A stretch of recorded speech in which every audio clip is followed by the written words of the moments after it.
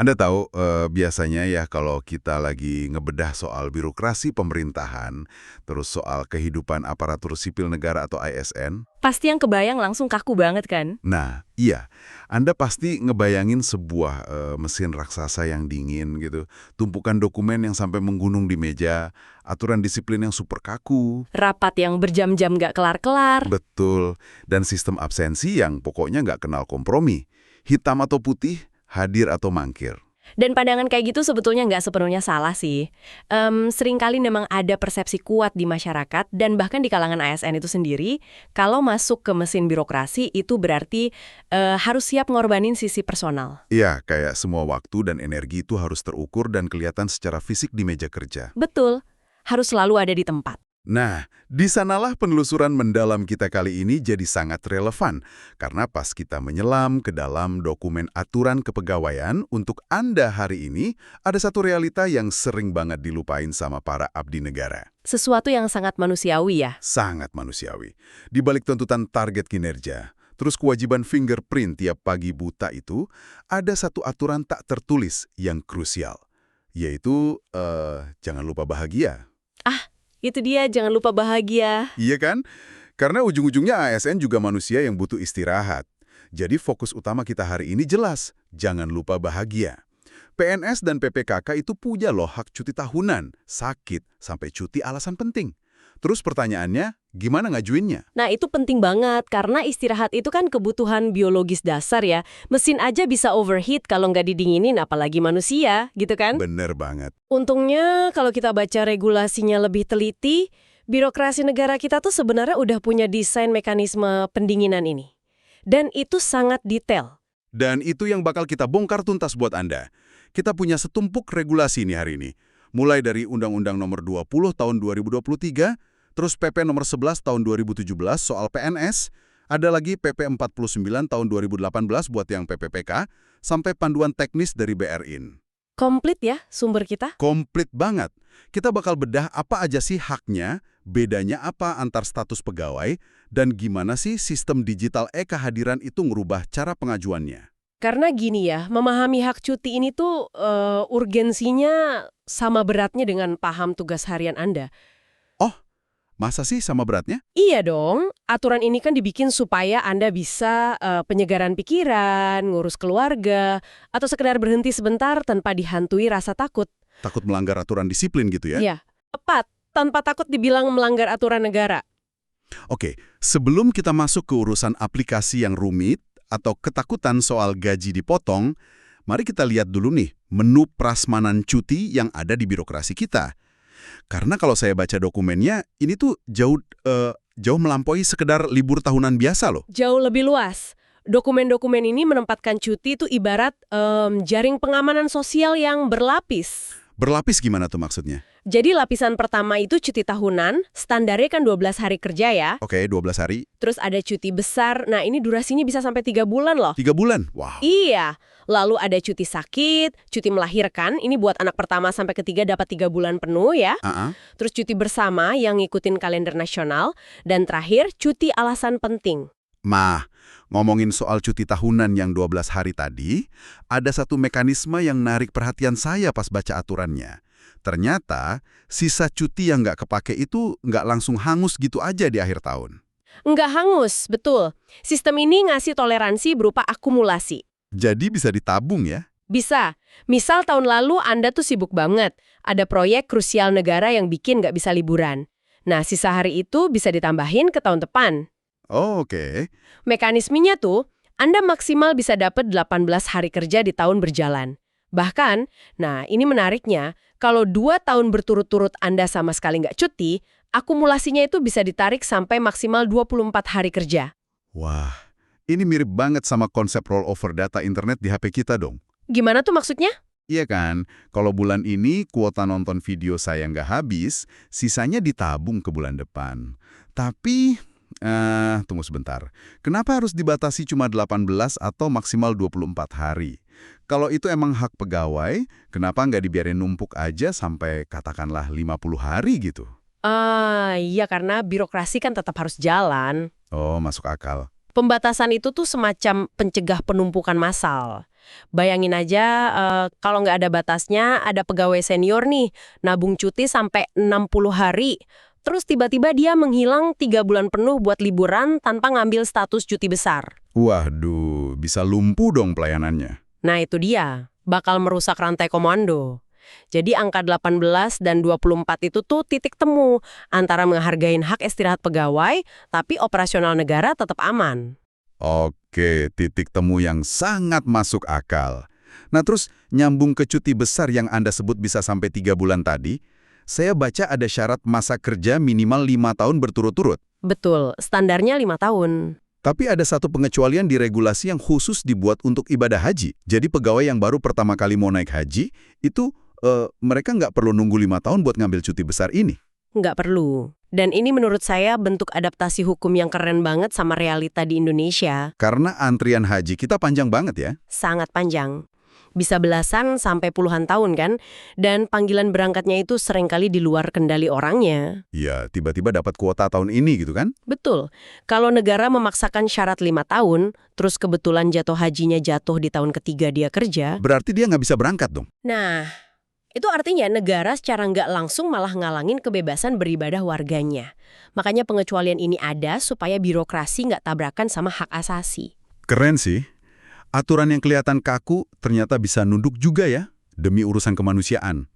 Tapi pas kita masuk lebih dalam lagi ke tumpukan aturan ini, ilusi soal kesetaraan hak itu mulai agak retak nih. Mulai kelihatan bedanya ya? Iya, ada perbedaan yang tajam banget. Tergantung seragam atau kontrak kerja apa yang Anda tanda tangani sama negara. Dan ini sering banget jadi bahan perdebatan. Kan sekarang sistem ASN itu ada 2 pilar utama ya. PNS alias pegawai negeri sipil, dan PPPK atau pegawai pemerintah dengan perjanjian kerja. Betul. Dan kalau kita pakai kacamata hak cuti, daftar hak mereka ini lumayan jomplang. Sangat beda. Coba kita urai dari yang PNS dulu. PNS itu punya jaring pengaman yang namanya cuti alasan penting atau CAP. Pakai kalau ada keluarga inti yang sakit keras, meninggal dunia, atau buat nikahan. Oke. PNS juga punya fasilitas cuti di luar tanggungan negara disingkat CLTN. Ini maksimal 3 tahun loh. 3 tahun. Wow. Buat apa aja tuh? Buat alasan pribadi yang benar-benar mendesak. Misal harus ikut suami tugas belajar ke luar negeri, atau harus ngerawat anak yang punya kondisi medis khusus. Oke, itu PNS. Nah, gimana nasibnya teman-teman kita yang PPPK? Kalau kita merujuk ke PP nomor 49 tahun 2018 nih, PPPK itu sama sekali nggak punya hak cuti alasan penting. Tunggu, sama sekali nggak punya. Nggak ada CAP. Dan mereka juga nggak dapat cuti di luar tanggungan negara tadi. Waduh. Tapi yang paling sering bikin mental down di lapangan itu tuh justru aturan soal durasi cuti sakitnya. Nah, ini yang saya juga ngerasa agak janggal pas baca. Di dokumen dibilang PNS bisa cuti sakit sampai 1 tahun penuh. Bahkan bisa diperpanjang 6 bulan kalau sakit berat. Betul. Tapi buat PPPK, cuti sakit pakai surat dokter biasa cuma dikasih 1-14 hari. Cuma sampai 2 minggu maksimal. Iya kan? Terus kalau butuh lebih lama, wajib pakai surat RS pemerintah. Dan itu pun mentok-mentok cuma ditarik jadi 1 bulan. Lebih dari sebulan nggak sembuh, kontrak diputus. Iya, aturannya memang begitu. Bentar deh, secara kemanusiaan, emangnya penyakit yang nyerang pekerja kontrak itu lebih ringan dari pegawai tetap? Kok aturannya gini amat? Haha, secara medis ya tentu nggak beda dong penyakitnya. Virus kan nggak nanyain SK kerja Anda, PNS atau PPPK. Nah, itu dia. Tapi dari sudut pandang manajemen negara, beda durasi ini tuh lahir dari desain kontrak jangka pendek itu sendiri. Gimana tuh logikanya? PPPK itu kan direkrut spesifik buat ngisi formasi teknis yang butuh output langsung. Durasi kontraknya biasanya cuma 1-5 tahun. Oke. Kalau seorang PPPK sakit 1 tahun penuh, berarti kan 1/3 atau setengah masa kontraknya habis tanpa ada hasil kerja. Padahal negara harus terus bayar gajinya. Secara operasional ya susah. Oke, saya ngerti sih logika kas negara di situ. Tapi balik lagi ke soal nggak adanya cuti alasan penting buat PPPK, kalau orang tua mereka mendadak sakit kritis atau meninggal, masa sistem ini ngelarang mereka berduka? Nggak gitu juga sih. Kan duka kehilangan keluarga itu sama aja hancurnya. Mau PNS, mau PPPK. Ini kayak nggak ada empatinya sama sekali. Kalau cuma dibaca sekilas PP-nya, emang kerasa banget kurang empatinya. Tapi, nah ini pentingnya baca sampai turunan aturannya. Ada aturan turunannya? Ada panduan dari BKN atau Badan Kepegawaian Negara, mereka tuh nyoba nambal celah ini. Jadi PPPK yang ngalamin musibah darurat atau duka cita keluarga itu tetap diizinkan libur. Oh, syukurlah. Pakai mekanisme apa tuh kalau bukan CAP? Mereka boleh meminjam hak cuti tahunan mereka maksimal 6 hari. Minjem dari cuti tahunan. Tapi bentar, gimana kalau PPPK ini baru kerja 3 bulan? Kan aturan normalnya cuti tahunan baru cair setelah ngabdi 1 tahun penuh. Nah, disinilah ada pengecualian yang cukup manusiawi dari BKN, khusus untuk kedaruratan atau kedukaan keluarga inti, PPPK boleh narik kuota cuti tahunan itu ke depan. Ditarik ke depan. Iya, meskipun mereka belum genap setahun kerja, mereka boleh pakai cuti itu buat nalangin kebutuhan alasan penting yang nggak mereka punya. 6 hari ditarik ke depan. Ya, lumayan ngasih solusi instan sih ya. Tapi kita juga tetap harus jujur, ini beda banget sama PNS yang keranjang cuti alasan pentingnya tuh sebulan dan nggak motong jatah libur jalan-jalan mereka. Pasti, itu inti dari polemik pegawai kontrak lawan pegawai tetap. Administrasinya emang beda. Anda kan nggak mungkin ngasih cuti di luar tanggungan negara 3 tahun ke orang yang kontrak kerjanya cuma 2 tahun. Ya sih, hancur matematika administrasinya. Betul. Jadi perbedaan ini sebetulnya bukan sengaja didesain buat ngebedain nilai kemanusiaan orang, tapi sekedar konsekuensi logis dari arsitektur perjanjian kerja waktunya. Berarti, buat Anda yang berstatus PPPK, Anda harus pinter-pinter nih manajemen cuti tahunan, karena keranjang itu merangkap jadi dana darurat waktu Anda juga. Betul, harus strategis. Oke, sekarang kita pindah ke ketakutan lain yang sering bikin pegawai maju mundur buat ngambil haknya. Saya nyebutnya pajak istirahat. Wah, pajak istirahat. Gimana tuh? Banyak nih yang mikir, aduh badan saya udah rontok butuh cuti. Tapi kalau cuti, takutnya dompet ikut tipis gara-gara gaji dipotong. Ini nih, mitos birokrasi klasik. Dan mitos inilah yang sering bikin ASN sampai kena burnout parah. Mitos berarti nggak dipotong dong. Mari kita lihat contoh panduan dari BRIN ya, Badan Riset dan Inovasi Nasional. Aturan di pemerintah itu sangat tegas. Semua cuti, kecuali CLTN tadi ya, itu nggak akan motong gaji pokok Anda. Oke, gaji pokok aman. Dan yang paling sering ditakutin kan, tunjangan kinerja alias tukin atau tunjangan jabatan. Itu juga aman, nggak dipotong sama sekali. Tukin dibayar utuh 100%.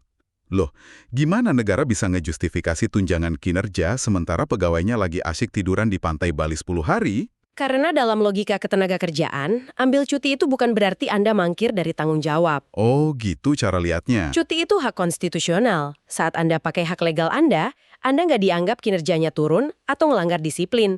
Jadi, tukin bakal cair full sesuai kelas jabatan Anda. Wah, kabar baik banget ini. Tapi tunggu dulu. Ada satu komponen yang emang bakal nguap saat Anda cuti. Uang makan. Tepat 100. Uang makan ini benar-benar dihitung berdasarkan kehadiran fisik harian di kantor. Ya ini mah masuk akal banget. Uang makan itu kan buat kompensasi karena kita keluar duit ekstra buat makan siang di kantor. Nggak mungkin dong kita minta ditraktir negara pas kita lagi rebahan di sofa rumah sendiri. Harusnya sih semua orang mikirnya logis gitu ya, tapi nyatanya dari dokumen pengarahan yang kita baca, ada aja insiden konyol soal ini. Gimana tuh ceritanya? Jadi ada oknum ASN nih, dia resmi cuti. Tapi karena nggak ikhlas kehilangan uang makan, yang padahal paling cuma beberapa puluh ribu sehari, mereka iseng pura-pura absen tapping dari rumah.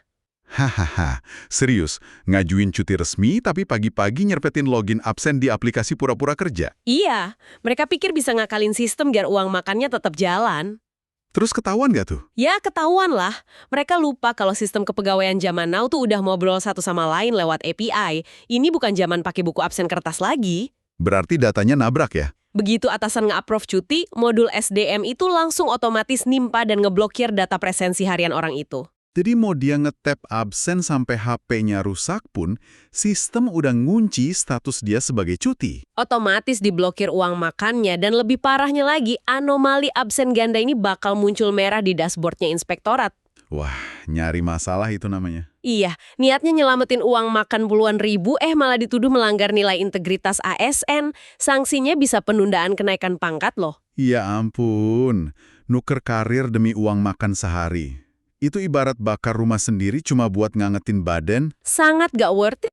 Ngomong-ngomong soal sistem digital, ini kan ngebawa kita ke revolusi cara cuti itu dieksekusi. Kalau zaman dulu ngurus cuti tuh horor banget kan ya birokrasinya. Wah, horor parah. Anda harus ngeprint form rangkap 3, masukin map, terus jalan kaki, bawa-bawa map itu dari lantai 1 ke lantai atas buat ngejar tanda tangan atasan. Terus ke bagian kepegawaian lagi. Dan risikonya gede banget. Map itu keselit atau hilang di tumpukan meja. Banget. Tapi sekarang ada e-kehadiran, sistem elektronik. Pertanyaannya, kalau dokumen kertas sudah nggak ada, gimana kita ngebuktiin alasan cuti kita? Kayak surat dokter atau bukti berangkat haji tadi. Gampang. E-kehadiran itu mindahin semua keribetan fisik tadi jadi jejak digital. Anda tinggal login, pilih jenis cuti, pilih tanggal, terus upload foto buktinya langsung ke server. Semudah itu? Cukup difoto aja surat dokternya? Cukup foto atau scan dokumen.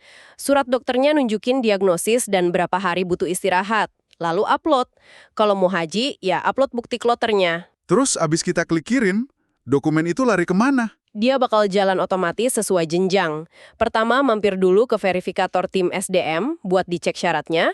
Kalau aman, muncul pop-up notifikasi di akun atasan langsung Anda buat persetujuan awal. Terus? Terakhir, meluncur ke pejabat berwenang buat disahkan. Wah, ini mirip kita pesan makanan lewat ojol ya. Kita bisa mantau pesanan cuti kita lagi nyangkut di meja siapa. Nah, bener banget analoginya. Tapi ada satu skenario horor nih yang sering ditakutin pegawai. Gimana kalau atasan kita itu orangnya super sibuk, dan dia kelupaan atau cuekin notif cuti kita di sistem? Kalau dulu kan kita bisa ketok ruangannya. Sekarang masa pasrah doang pesanan cuti kita ke daluarsa? Justru disitulah canggihnya sistem digital ini. Dia tuh ngehapus fenomena nasib digantung sama atasan. Oh iya? Gimana caranya? Sistem ini bakal terus-terusan ngirim reminder ke atasan. Dan atasan itu dipaksa milih, klik terima atau tolak. Nggak bisa didiamin. Kalau atasan nolak, karena syarat kurang, sistem langsung ngebalikin ke akun pegawai tanpa motong saldo cuti sedetik pun. Mantap. Dan ingat, semua ini ninggalin jejak audit digital. Atasan nggak bisa lagi ngeles, aduh dokumen kamu hilang, atau saya belum nerima. Semuanya transparan.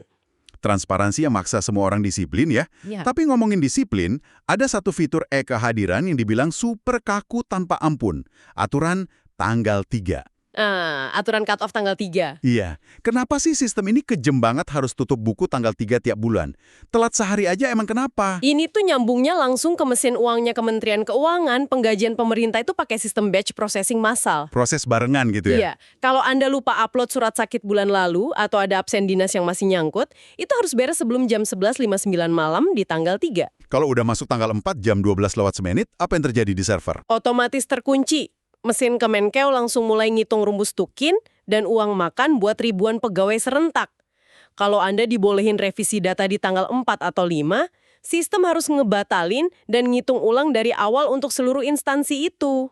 Oh, bisa telat gajian dong sekantor? Nah, itu. Makanya dikunci. Terus kalau saya ngotot minta admin ngebukain kunci karena saya lupa upload surat dokter, efeknya apa? Admin aja nggak punya akses buat nge-bypass itu, kecuali ada izin super khusus dari level sangat tinggi. Akibatnya ya, sistem bakal ngebaca hari sakit Anda itu sebagai hari mangkir tanpa alasan. Waduh. Dan mangkir otomatis motong sekian persen dari tukin Anda bulan itu. Dipotongnya bukan karena Anda kriminal, tapi murni gara-gara Anda teledor urusan administrasi. Gila, jadi tanggal 3 ini ibarat jadwal pintu pesawat ditutup ya.